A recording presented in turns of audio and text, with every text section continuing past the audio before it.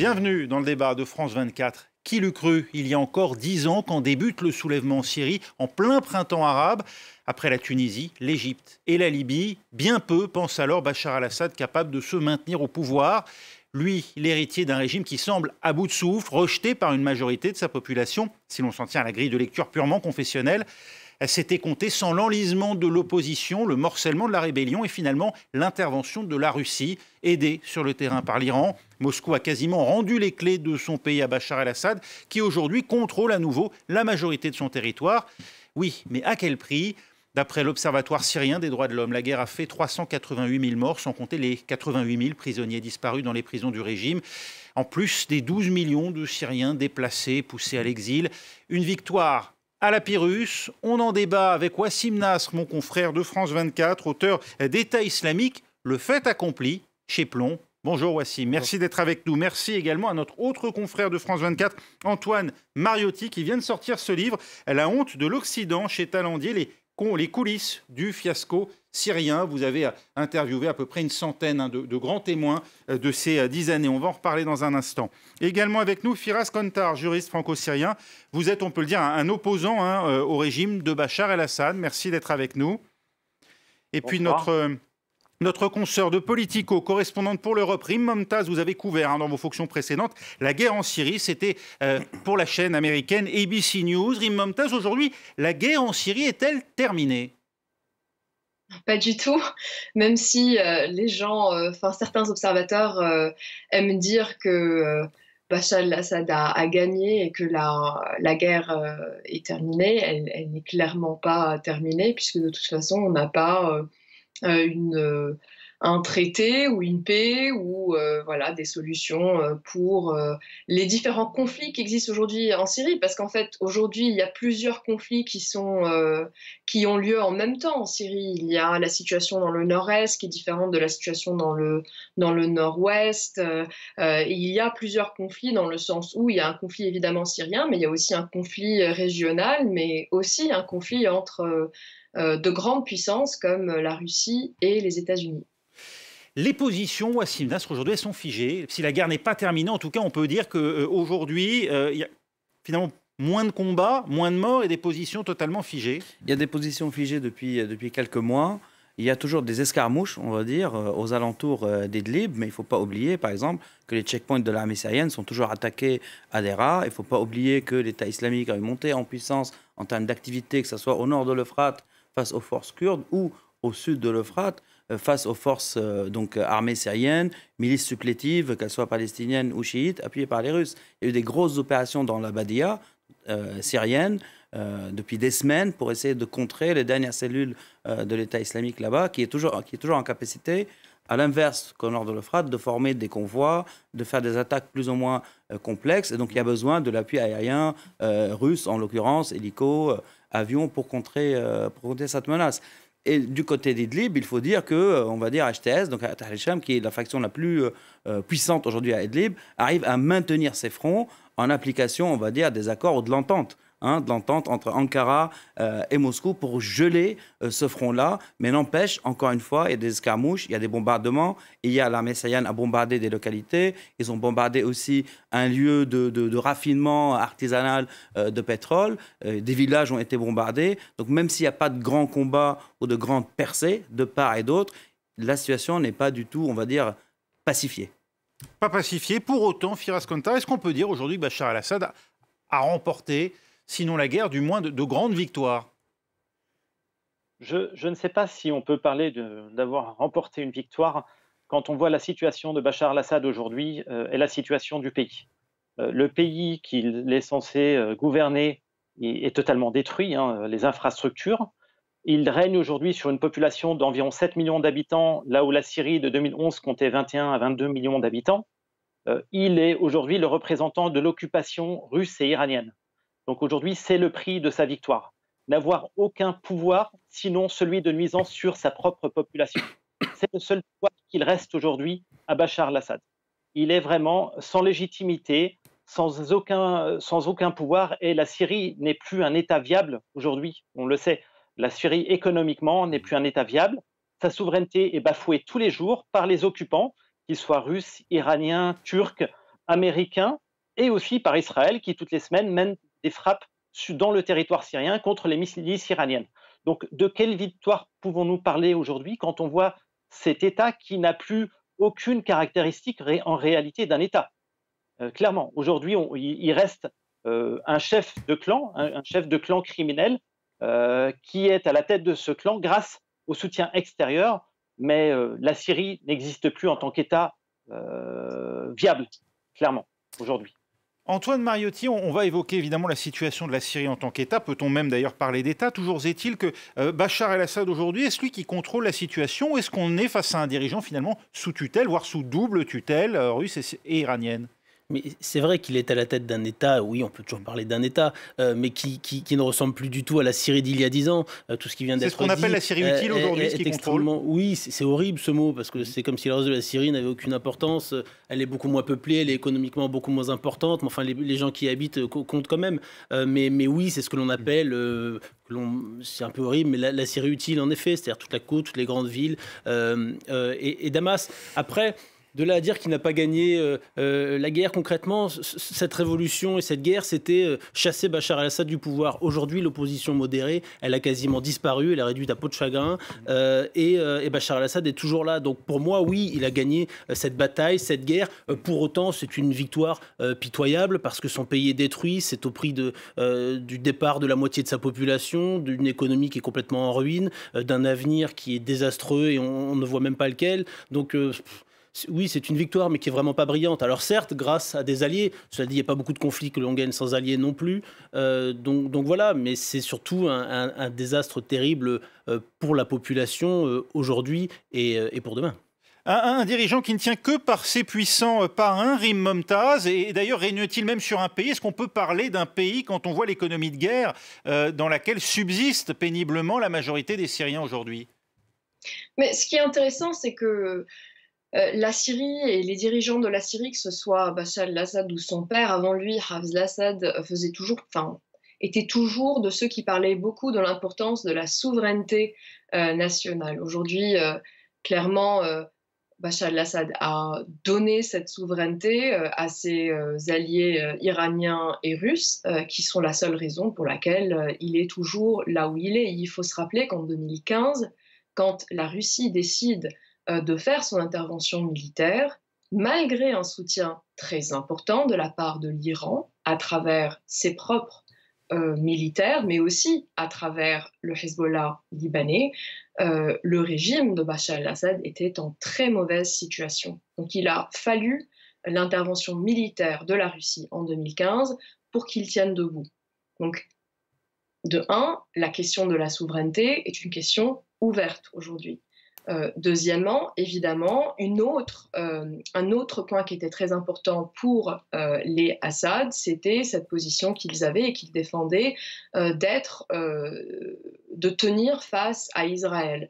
Aujourd'hui, ça fait des années qu'Israël bombarde des endroits, des régions en Syrie, en toute impunité, sans aucune réaction possible de la part de la Syrie. Donc à nouveau,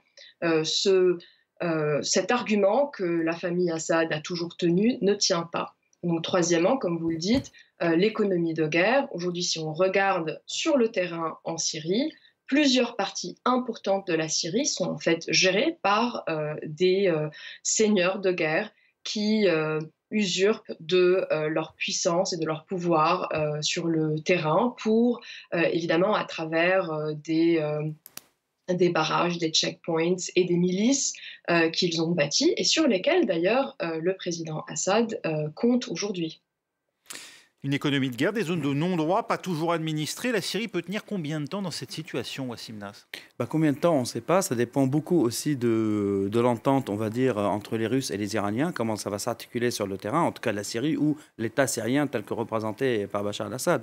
Mais je pense qu'il faut aussi essayer de changer de paradigme, parce qu'on a souvent tendance à faire un comparatif entre Assad père et Assad fils. Sauf que le monde a changé depuis, et Assad père, qui tenait les rênes de son pays avec autant de force, on va dire, et de férocité, au moins tenait les rênes. Ça veut dire, si on prend un exemple particulier, en ce qui concerne par exemple le Hezbollah libanais était dépendant du bon vouloir d'Assad père. Toujours. Alors qu'aujourd'hui, l'équation est totalement inversée. Donc aujourd'hui, c'est Assad fils qui est dépendant du bon vouloir des Iraniens, des milices supplétives et du Hezbollah. Ça veut dire même quand ils le soutiennent pas gratuitement.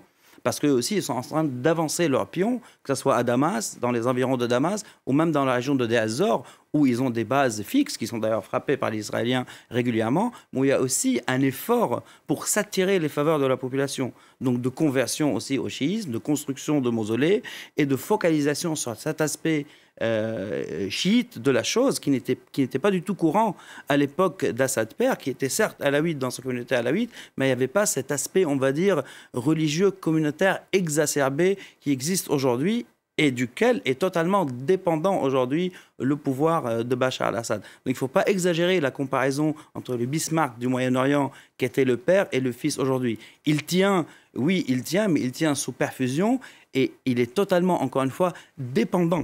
Il peut jouer des fois des contradictions entre les Russes et les Iraniens, mais il ne peut pas dicter ses propres règles dans son propre pays aujourd'hui. Et économie de guerre, Rim en a parlé, il y a beaucoup de raquettes, il y a beaucoup de crimes au sein même des clans qui sont au pouvoir. Et quand il y avait, on va dire, une classe moyenne sunnite qui a profité du père, pour vulgariser et faire court, aujourd'hui, il y a une vraie économie de guerre avec des seigneurs de guerre qui cannibalise ce qui reste en tout cas de cet État syrien. Et on entend maintenant des voix, même chez les Alaouites, qui sont finalement, on va dire, considérés comme le soutien de ce pouvoir, qui s'insurgent parce que la situation économique devient de plus en plus intenable. Aujourd'hui, la livre syrienne, le dollar est à 4300 livres syriennes. Donc vous imaginez l'inflation. Donc c'est une économie de guerre, oui, qui tient grâce à la guerre. Donc cet état de guerre est indispensable à la survie de ce régime qui veut tenir, ou qui se dit un régime qui tient et qui résiste. Comment, Firas Komtar, comment vit-on aujourd'hui à Alep, à Homs, à Douma, ces villes ravagées par l'aviation russe et l'armée syrienne, enfin l'armée de Bachar el-Assad? Alors, la vie est très difficile, et encore, je suis gentil en disant mot difficile, c'est que les gens survivent, mais vraiment survivent. Mais en plus de survivre dans des conditions matérielles qui sont très, très compliquées, le quotidien, pour avoir du pain, pour se soigner, c'est quasiment impossible.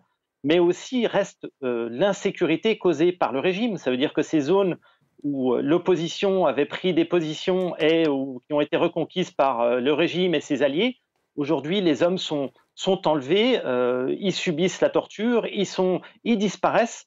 Donc il y a toujours cette peur de ce régime, et plus les rackets, les checkpoints. La vie est rendue impossible à ces gens-là, mais c'est aussi une sorte de punition collective qui continue envers cette population qui a osé un jour se rebeller contre Assad. Donc il y a non seulement l'économie du pays qui s'effondre, mais en plus il y a cette punition collective qu'Assad veut infliger à ces populations. Il détourne l'aide humanitaire qui leur est expédiée par l'ONU. Elle est largement détournée aujourd'hui par le régime. Il leur interdit l'accès à cette aide humanitaire. Tout ce que l'État syrien doit fournir en fait en termes subventionnés de produits comme le pain et autres, ces zones-là ont des parts qui sont très réduites, qui ne suffisent pas. Leurs écoles ne sont pas entretenues. Leurs hôpitaux, c'est pareil, tout tombe en ruine, et on leur interdit même de reconstruire ce que Assad a détruit via ses bombes barils. On en est là aujourd'hui. On leur interdit d'avoir l'espoir de reconstruire un avenir. Et c'est cette réalité qu'aujourd'hui on ne veut pas voir. C'est que Assad ne veut surtout pas voir revenir ceux qui sont à l'extérieur, parce qu'il sait que ceux qui sont partis, les 12 millions, 13 millions de Syriens qui sont soit à l'étranger, soit dans le nord, ils sont une menace pour ce régime. Il le sait très bien, c'est une menace démographique. Et il a tout fait pour qu'ils sortent de la Syrie, pour qu'ils quittent la Syrie. Ce sont des populations à majorité sunnite qu'il considère comme ses ennemis. Il a tout fait par ses crimes pour que ces populations sortent, et il ne veut pas les revoir revenir. Et c'est pour cela aussi qu'il rend encore la vie plus dure dans ces zones, à Alep, dans la Ghouta, à Deraa, à Hama et dans d'autres régions de la Syrie. Un pouvoir, Antoine Mariotti, dont on comprend qu'il entretient un contexte de guerre. Est-ce l'intérêt aussi de ces puissants parrains, ou la Russie, l'Iran, eux, rechercheraient-ils au contraire la stabilisation? On a dit depuis des années, le jour où les Russes trouvent une alternative à Bachar el-Assad, ils n'hésiteront pas à s'en débarrasser. Est-ce que c'est aussi clair que ça, vous qui avez mené un certain nombre d'entretiens backstage, comme on dit, derrière le rideau?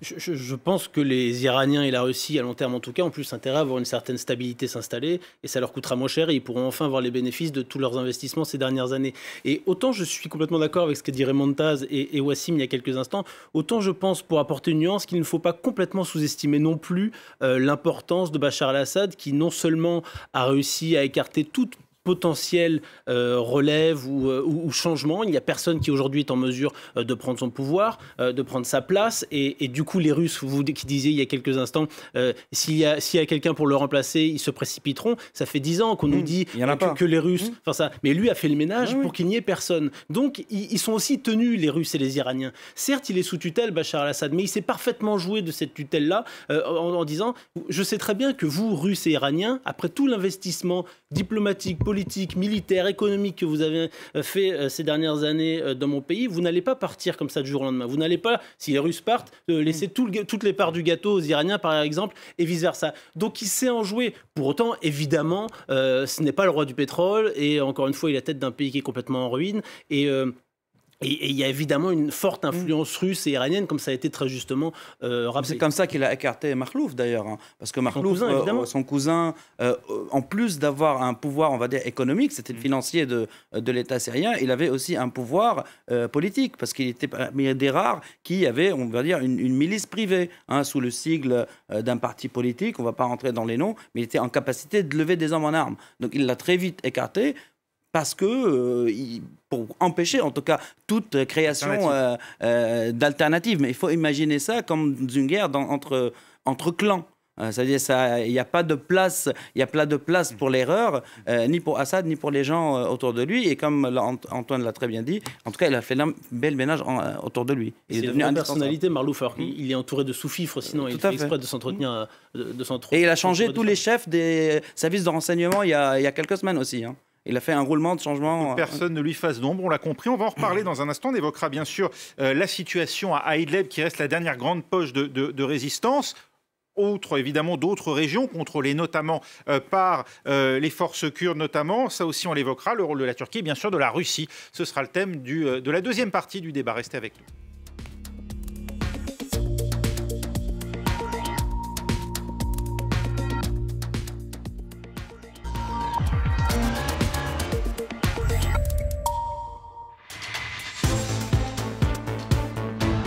Le débat de France 24, 10 ans, jour pour jour, avec le début du soulèvement en Syrie. On continue d'en parler avec toujours à mes côtés mon confrère de France 24, Wassim Nasr, avec également Antoine Mariotti, également de la rédaction de France 24, avec Firas Kontar, juriste franco-syrien opposant au régime de Bachar el-Assad, avec Rim Momtaz, correspondante Europe à Politico et qui a couvert notamment cette guerre en Syrie pour de précédents médias, notamment ABC News. Également avec nous dans un instant Igor Delanoë, directeur adjoint à l'Observatoire franco-russe. Et puis Karim Akiki est avec nous en Jordanie parce que la situation en Syrie a provoqué le départ il y a eu 12 millions de déplacés et notamment plus de 6 millions en dehors des frontières syriennes. Parmi eux, 1 300 000 personnes ont trouvé refuge en Jordanie voisine. Karim Akiki, ces Syriens, est-ce qu'ils ont l'espoir de revenir un jour dans leur pays ? Ils espèrent revenir un jour. Ils ont tous ce secret espoir de rentrer un jour chez eux, qu'ils soient dans le camp de Zaatari, ce camp où s'entassent 80 000 réfugiés. La plupart de ces réfugiés viennent de la ville de Deraa. Deraa était à quelques kilomètres de ce camp, à la frontière. Ils ont fui les combats. Nous avons rencontré des étudiants qui avaient manifesté à la toute première heure, qui avaient été blessés. Je vous rappelle que le régime avait ouvert le feu sur ces manifestations pacifiques. Ils ont fui leur pays pour venir se faire soigner ici en Jordanie et du coup ils se sont installés là, ce qui était censé être provisoire et bien semble durer car le camp maintenant est une véritable ville avec des écoles, avec un hôpital, avec également des structures de prise en charge de ces déplacés, mais ils vivent dans des conditions, Raphaël, très difficiles. Nous avons pu rentrer dans ce camp rapidement car il est confiné. Pour l'instant les déplacés syriens n'ont pas la possibilité de sortir de ce camp. Eh bien, les conditions de vie sont très difficiles. Ils vivent dans 15 mètres carrés, des familles de 6, 7, 8 personnes. Tous nous ont parlé d'un retour possible. Mais je peux vous dire qu'à la frontière, nous avons senti la peur la peur des Syriens d'un jour rentrer chez eux. Ils considèrent d'abord que la situation n'est pas stabilisée et deuxièmement, ils ont toujours peur. À l'intérieur du camp règne une paranoïa, c'est-à-dire, ils nous disaient, quand on posait la question à certains des réfugiés pour leur demander, parce qu'il y a un bureau de retour qui était ouvert, qui peut donner la possibilité à ces Syriens de rentrer chez eux, eh bien, ils ne le disaient même pas entre eux car ils avaient peur que le régime puisse le savoir. Il y a cette crainte. Et puis à Amman, nous sommes allés à Zohor. C'est un quartier qui est majoritairement syrien. C'est le quartier des gueules cassées, de ceux qui ont été blessés gravement par le régime. Eh bien, eux sont également dans cette attitude, dans cette peur également du régime, dans cette peur du retour, même s'il y a un espoir. Nous avons parlé avec cet étudiant qui était paraplégique, qui ne pourra plus jamais remarcher car il a pris une balle dans le dos au moment des manifestations. Eh bien, il nous disait, on n'oubliera jamais le sang, on n'oubliera jamais l'exil. Le monde entier a vu ce qu'a fait le régime de Bachar al-Assad. Donc ils vivent ici en Jordanie où la vie semble tout de même meilleure pour eux. Une vie où ils sont pris en charge, où ils peuvent retrouver du travail. Ils se sont installés également tout au long de la frontière. Ils sont maçons, ils sont agriculteurs, ils cultivent des pistaches pour vivre ici. Nous avons également vu beaucoup d'enfants dans ce camp, énormément d'enfants. C'était impressionnant, des enfants qui sont nés dans ce camp, qui n'ont jamais connu la Syrie et qui ne la connaîtront peut-être jamais un jour, car évidemment les parents ne veulent pas revenir au pays, ils ont peur. Et puis il y a cette problématique, et j'en terminerai là, des jeunes entre 18 et 20 ans, ils ont peur également s'ils rentrent en Syrie d'être incorporés pour le service militaire. C'est pour toute cette raison que tout ce qui semblait provisoire, eh bien maintenant est installé dans la durée. Et d'ailleurs ça a changé la physionomie démographique de la frontière, mais également ici à Amman, où il y a un quartier qui est majoritairement syrien. Merci Karim Akiki. 6 millions de réfugiés en dehors des frontières syriennes, autant à l'intérieur même de la Syrie de déplacés, et notamment dans les dernières poches de résistance, on va les appeler ainsi. On va voir la carte de la Syrie aujourd'hui. Un peu plus de 30% du territoire, près de 40%, qui n'est pas contrôlé par le pouvoir syrien. Et notamment, vous le voyez, ces zones en vert, notamment au nord-ouest de la Syrie, il y a Idlib, où des milliers de personnes ont manifesté. Dans cette dernière grande région, Wassim Nasr, encore contrôlée par les groupes rebelles ces derniers jours, ainsi que dans des localités situées au nord d'Alep. Qui sont ces groupes? Quel est ce groupe, notamment Ayat Tahrir al-Sham, qui contrôle la région? Aujourd'hui, effectivement, c'est Ayat Tahrir al-Sham qui contrôle cette poche d'Idlib. En tout cas, c'est le groupe le plus puissant à Idlib. Il ne faut pas oublier aussi les autres groupes rebelles qui sont donc inféodés, on va dire, à la Turquie, dans cette zone tampon contrôlée par les Turcs. On la voit aussi, les deux zones bleues, plus At-Tanaf, où il y a une base américaine importante qui permet à un camp de réfugiés là-bas de survivre. Mais pour revenir à Idlib, donc c'est HTS qui a la main haute, c'est chapeauté par Joulani qui a fait partie de l'État islamique d'Irak, puis d'Al-Qaïda, avant de renier les deux. Un sacré coup de politique, on va dire, parce qu'il a quand même réussi à survivre à Baghdadi. Et aujourd'hui, c'est lui qui tient cette poche d'HTS en donnant des gages, on va dire, pour faire court aux puissances occidentales, en réglant quelques dossiers. Donc, premier dossier le plus important, les otages occidentaux. Un des derniers exemples, c'est une petite fille belge qui a été rendue à sa mère, qui était détenue par le groupe d'Omar Hamsen, donc un groupe de djihadistes français. Autre exemple vis-à-vis de la Turquie, il est en train de donner à la Turquie les djihadistes turcs, quelques-uns qui sont présents dans cette poche d'Idlib, de tenir sous cloche, en tout cas, comme on disait tout à l'heure, ceux qui ont voué allégeance à Al-Qaïda et qui essayent de faire des escarmouches sur le front avec l'armée syrienne, en les mettant en prison, en les chassant vers la Turquie pour les Turcs, en combattant les cellules de l'État islamique. Et pour régler, il reste le problème, on va dire, qui intéresse les Occidentaux, c'est celui de combattants étrangers. Aujourd'hui, on sait que dans ces prisons, il y a au moins 6 Français, dont Omar Hamsen et d'autres. Et ça fait partie des problèmes qui sont à régler, parce que la Turquie, qui aide HTS finalement, lui laisse faire sur ces dossiers-là. Et pour vous raconter une histoire, pour dire comment le monde est interconnecté aujourd'hui, on sait que tous ces efforts d'HTS, on va dire d'ouverture, qui a vu Crisis Group, qui a accepté un journaliste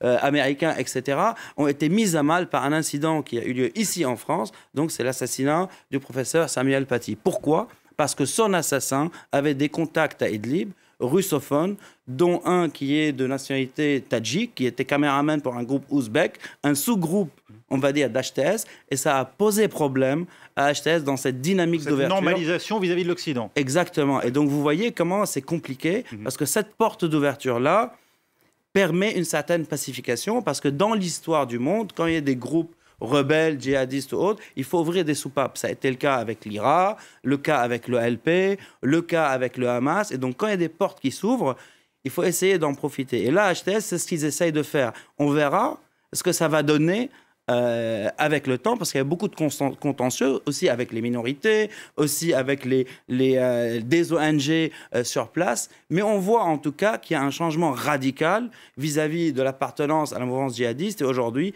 ce n'est plus le cas. Aussi, sur un dossier, j'ai oublié de le mentionner, tout ce qui est attentat en Occident, HTS aujourd'hui œuvre pour empêcher toute velléité d'attentat, en tout cas en Occident ou vis-à-vis des Turcs. Pour ne plus être inscrit sur les listes terroristes. Voilà, ceci dit, ce n'est pas du tout pacifié à Idlib. On a une vidéo qu'on va voir, elle date d'il y a quelques jours, et c'est un attentat qui a visé un convoi turc.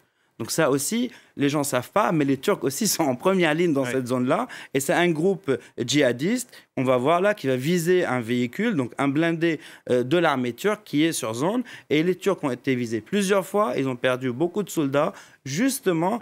Voilà, on le voit, pour appliquer un accord avec les Russes qui est de patrouiller sur la M4. Ils ont le plus grand mal du monde à le faire parce qu'ils sont visés par ces groupes. Donc Idlib, c'est une mosaïque. HTS fait le boulot le plus dur. Les Turcs les aident, mais on verra comment ça va évoluer. Les Turcs qui ont engagé un processus de négociation d'Astana avec la Russie et l'Iran, les parrains actuels du régime syrien. La Turquie qui a pris pied dans le nord de la Syrie, on va le voir à nouveau, ce sont les zones qui vont apparaître en bleu. Officiellement, pour parer à la progression des YPG, les unités de protection du peuple, dominante kurde, qui intègrent ces forces démocratiques syriennes qui, elles, contrôlent les zones en jaune. L'idée, c'est d'éviter une continuité territoriale avec les zones kurdes de Turquie qui sont, elles, prétendument sous l'influence des séparatistes du PKK. Karim Momtaz, quelle est la réelle ambition de Recep Tayyip Erdogan? Est-ce qu'elle s'arrête à éviter justement la constitution d'une forme de Kurdistan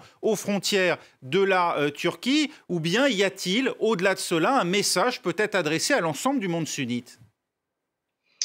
En fait, juste pour revenir un peu plus aux bases, donc il faut aussi garder en tête que des millions de Syriens se sont réfugiés en Turquie pendant plusieurs années.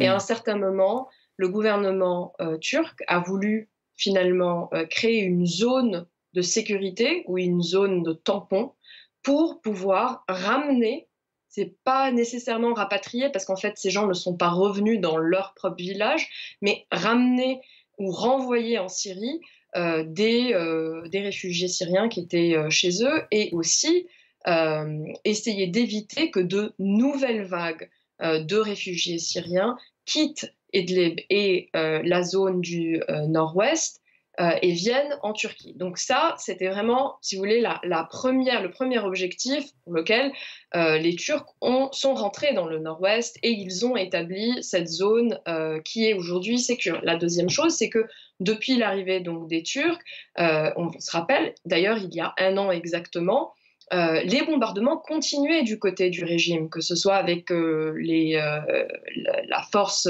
du régime ou même aussi des bombardements aériens de la part des Russes. Et finalement, l'armée turque s'est confrontée à ça. Elle a utilisé ses drones d'une façon totalement nouvelle dans ce conflit et elle a forcé finalement un cessez-le-feu qui tient depuis un an. C'est une première. Et d'ailleurs, ça a rappelé tout le débat qui a eu lieu depuis 2011 et surtout depuis 2013 et la fameuse ligne rouge du président américain Obama sur la question de est-il possible de mettre en place une no-fly zone en Syrie. Aujourd'hui, finalement, les Turcs en ont mis une sur cette petite zone au nord-ouest. Donc, maintenant, pour passer aux côtés, à l'affrontement entre la Turquie et les factions kurdes, donc d'un côté les YPG, donc, qui sont aujourd'hui les forces démocratiques syriennes, les liens entre l'YPG et le PKK sont assez établis. Enfin, moi, quand j'allais dans le nord-est de la Syrie et que je passais du temps avec les YPG, j'ai aussi rencontré des membres du PKK qui étaient des commandants dans les YPG. Et je ne sais pas si, enfin, juste pour clarifier, donc le PKK est une force kurde séparatiste qui existe en Turquie comme elle existe aussi dans d'autres pays et qui offre pour une nation kurde et qui est dans un conflit armé avec le gouvernement turc depuis de très nombreuses années. Donc il y a clairement aussi une question que le gouvernement turc voit comme une question de sécurité nationale de leur point de vue pour faire en sorte que les Kurdes en Syrie ne puissent pas établir un territoire sur lequel ils peuvent commander, qu'ils peuvent gouverner. Évidemment, du côté des Kurdes de Syrie, ils ne voient pas du tout la chose de cette manière. Ils se voient plutôt comme une force qui a combattu, et c'est vrai, qui a combattu Daesh avec le soutien de la coalition internationale, donc avec le soutien des États-Unis, du Royaume-Uni, de la France et d'autres. Face à cela, un autre acteur de taille qui d'ailleurs a négocié avec la Turquie ces dernières années en vue de trouver une solution politique, c'est la Russie qui a pris pied militairement en Syrie dans la zone d'influence de la famille Assad, l'aéroport de Heymim et puis la base navale de Tartous dans la région de Latakia, dans l'ouest du pays. Se sont aussi implantés dernièrement à Kamishli, une ville kurde du nord-est de la Syrie, une zone frontalière de la Turquie où étaient précédemment d'ailleurs positionnés les Américains. Igor Delanoë, bonjour. Quelles sont les ambitions à long terme de la Russie? Les Russes ont-ils les moyens de tenir d'une certaine manière le régime dans ce pays, de s'investir peut-être même demain dans l'administration d'une Syrie dont on voit bien aujourd'hui qu'elle est un État failli? Bonsoir. Écoutez, je pense que dans l'immédiat, pour les Russes, au plan militaire, l'enjeu est de conserver la maîtrise de l'escalade, c'est-à-dire qu'ils sont en mesure de faire diminuer l'intensité des combats si des combats venaient à reprendre, comme c'était le cas par exemple à Idlib l'an dernier, comme ça a été rappelé. Donc, sera en mesure de peser sur, je dirais, les dynamiques d'affrontement.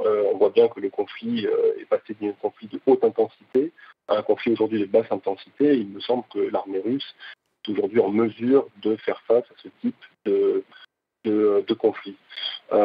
Deuxièmement, c'est évidemment de tenter de pousser un agenda politique pour trouver un règlement à la crise. La Russie a tenté d'explorer divers formats. Il y a le format bien connu d'Astana, comme cela a été rappelé.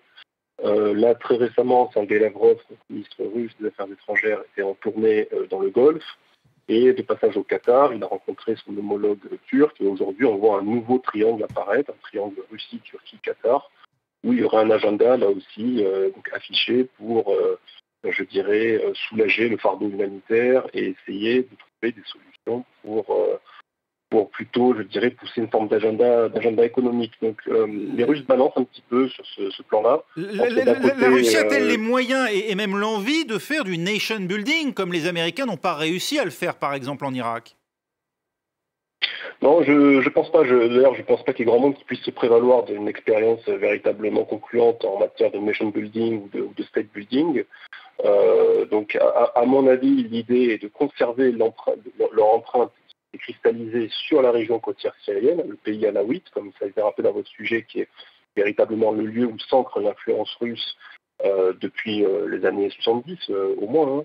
Et à partir de là, de maintenir, je dirais, l'embryon, le squelette d'État, d'institutions, je dirais, syriennes. C'est pour ça qu'ils sont venus, pour éviter que ces institutions soient dissolues en quelque sorte, tout en poussant ensuite l'agenda aussi du comité constitutionnel pour essayer de réformer la constitution syrienne en faveur d'une plus grande décentralisation des fonctions étatiques. Antoine Mariotti, la Russie et l'Iran, de quelle manière s'articulent aujourd'hui les relations entre ces deux États dans la conduite des affaires syriennes? on n'est pas dans les secrets de leur pouvoir, qui sont quand même deux pouvoirs assez opaques, mais Oui, parce qu'il faut des kremlinologues et presque des téhéranologues pour oui, comprendre exactement ce qui se passe. Des russo-iranologues dans les coulisses. Mais c'est évidemment extrêmement compliqué. Et on parlait par exemple des. Il y a une rivalité où ils avancent de concert sur ils ont avancé de concert. Il y a toujours une rivalité sur Alep, par exemple. Les Iraniens étaient plus au sol et les Russes dans les airs. Ils n'ont pas toujours la même volonté, etc. On parlait par exemple des capacités militaires à tenir tout ça. Et c'est vrai que c'est un conflit. La Russie a été interlocuteur d'Israël à plusieurs reprises dans des frappes contre le Hezbollah. Ce qui fait partie des problèmes avec l'Iran. Évidemment qu'aujourd'hui, les Russes peuvent tenir un conflit de basse intensité, sauf que j'ai envie de dire, militairement parlant, le plus facile a presque été fait, c'est presque le plus dur maintenant, parce que aller battre des groupes qui sont assez identifiés sur le terrain, où ils ont toutes les capacités pour pouvoir les identifier, et qui étaient beaucoup des groupes rebelles et rebelles modérés, où les Russes ont tapé allègrement dessus, comme après les Occidentaux ont pu aussi le faire sur Daesh, sur l'organisation État islamique. C'est une chose. Maintenant, quand on va avoir des résurgences de l'État islamique qui n'a plus un contrôle territorial extrêmement important, c'est aussi les difficultés qu'il y a eu en Irak, par exemple, et on va voir ce que ça donne dans les années à venir. Et c'est pas forcément le plus évident. Alors, comment est-ce qu'ils vont s'articuler aussi entre eux? Ils ont aussi des intérêts qui sont pas toujours les mêmes. Donc, c'est vraiment aussi une des questions les plus importantes des années à venir. Et les Américains, vous avez sondé un peu aussi l'administration américaine. Il y a eu, avec le changement, l'arrivée de Joe Biden, on a vu des frappes près de la frontière irakienne sur des milices pro-iraniennes en représailles à ce qui se passe en Irak. Oui. On va s'en tenir à cela, ou est-ce qu'il y a une volonté des États-Unis de réinvestir la région? Mais pour moi, ces frappes, elles étaient destinées à l'Iran, elles n'étaient pas forcément liées à la Syrie. C'était aussi une manière de montrer aux Iraniens qu'ils pouvaient les frapper, peu importe où ils se trouvent, parce que l'ambassade américaine avait une nouvelle fois été visée à Bagdad, et que selon les renseignements américains, ceux qu'ils avaient visés s'étaient ensuite réfugiés du côté syrien de la frontière. Donc ça a évidemment un petit peu couiné côté Damas et côté Moscou. Ça en reste à peu près là. Mais on est aussi dans une bataille du côté du nucléaire, où chacun essaye de montrer qu'il ne lâchera pas, avec les Iraniens juste avant qui venaient d'annoncer qu'ils allaient enrichir à 60%, ce qu'ils n'avaient jamais fait, donc de l'uranium. Donc pour moi, c'était plus un message vis-à-vis de l'Iran que de la Syrie. Firas Kontar, qui soutient aujourd'hui la rébellion? Est-ce que la Turquie, par exemple, continue d'afficher un soutien actif? Et si oui, à quelle faction de cette rébellion? Ou est-ce que finalement, ce qui se passe à Idlib n'est plus qu'un témoignage aujourd'hui? C'est tout le problème en fait de la révolution syrienne, c'est que qui soutient et qui a soutenu la rébellion réellement. En réalité, très peu ont soutenu la rébellion. Même la Turquie, quand elle l'a fait à un moment, c'était pour répondre à ses priorités nationales, je dirais, comme l'entité kurde ou aussi la vague de réfugiés. Et ça a toujours été le problème de la rébellion et de l'opposition, c'est que personne n'a jamais soutenu cette opposition. Et quand j'entends aujourd'hui que l'intervention de Poutine, je réagis aux propos juste avant, que M. Poutine serait intervenu pour pacifier la situation ou mettre en place une sorte de solution politique, mais permettez-moi de bondir, je suis syrien. On n'intervient pas en pacifiant, en bombardant des hôpitaux, des écoles, en rasant des villes. C'est la méthode Grozny que Poutine a appliquée, clairement, et c'est celle qu'il recherche. C'est-à-dire, je rase tout, j'expulse tout ce qui s'oppose à mon poulain, et je vais faire en sorte de le maintenir comme une marionnette, exactement la méthode tchétchène, exactement pareil. Sauf qu'aujourd'hui, on est dans un pays de 22 millions d'habitants. On n'est pas à Grozny avec 1 million. Cette politique, ce petit jeu dont parlent certains ici, ce petit jeu géostratégique, c'est des vies syriennes. C'est des milliers de bombardements sur des écoles qui ont été ciblées, sur des hôpitaux qui ont été prioritairement ciblés, qui ont été dans une politique délibérée d'attaque d'hôpitaux, de violence contre les civils, comme on a rarement vu aujourd'hui. Et ça, je voudrais le souligner, cette solution politique dont on nous parle, elle n'a jamais été sur la table, ni la volonté de Poutine, c'était d'écraser cette rébellion. Et ça n'a jamais été de lutter contre Daesh, ce qu'il n'a jamais fait, c'était vraiment écraser, étouffer la rébellion et aller jusqu'au bout.